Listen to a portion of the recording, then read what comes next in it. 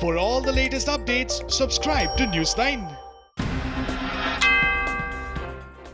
The ruling Bharatiya Janata Party has gained the crucial ground in the Rajya Sabha after winning 11 out of the 24 seats across 10 states that went to polls in the first major electoral exercise since the outbreak of COVID-19. The party had earlier won 3 seats unopposed. Former Union Minister Jyotiraditya Scindia of the BJP, Congress leader Digvijay Singh, and former Jharkhand Chief Minister Shibu Soren were among the heavyweights who emerged victorious.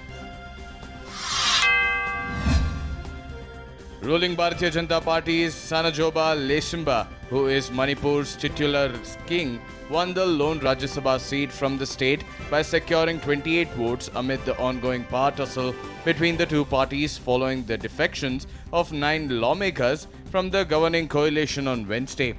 Leshimba defeated Congress's Mangi Babu. The Indian Council of Medical Research has asked states to scale up COVID-19 testing capacity to enable early detection and containment of the infection. In a letter to Chief Secretaries of all states, Indian Council of Medical Research Director General Balram Bhargava said that ICMR has approved a total of 960 labs in the public and private sector in an effort to ramp up the testing capacity.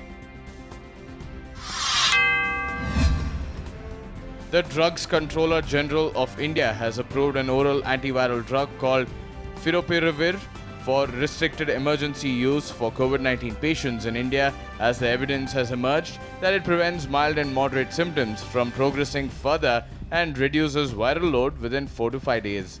Favipiravir, manufactured by Glenmark in India, is a generic version of the Japanese flu drug Avigan by Fujifilm Toyama Chemical, a subsidiary of Fujifilm Corporation.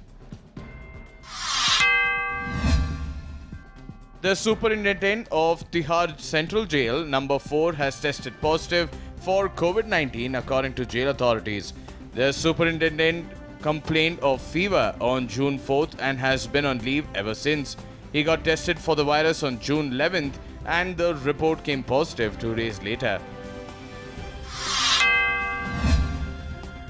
Air India has introduced a shorter working week scheme under which the permanent employees, except pilots and cabin crew members, can opt to work for 3 days a week at 60% salary. According to officials, this measure has been introduced in order to improve the airline's cash flow position amid the COVID-19 pandemic. The Supreme Court has declined to interfere with the Kerala government direction requiring NRIs returning to the state via private chartered flights from West Asian countries to carry a COVID negative certificate. A plea by petitioner KSR Menon contended that the state government order had created 2 classes of citizens, as those returning via the Vande Bharat mission were not required to carry any such certificate.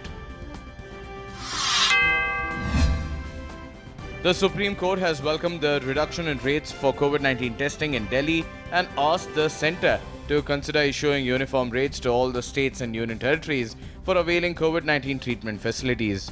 The direction came from a bench of Justices Ashok Bhushan, S.K. Kaul and M.R. Shah, which persuaded an affidavit filed by the centre.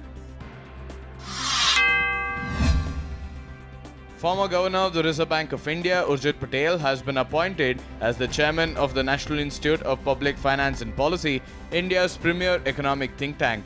Patel replaces former bureaucrat Vijay Kelkar, who chaired NIPFB for almost 6 years. He is scheduled to join on June 22nd and will have a 4-year tenure.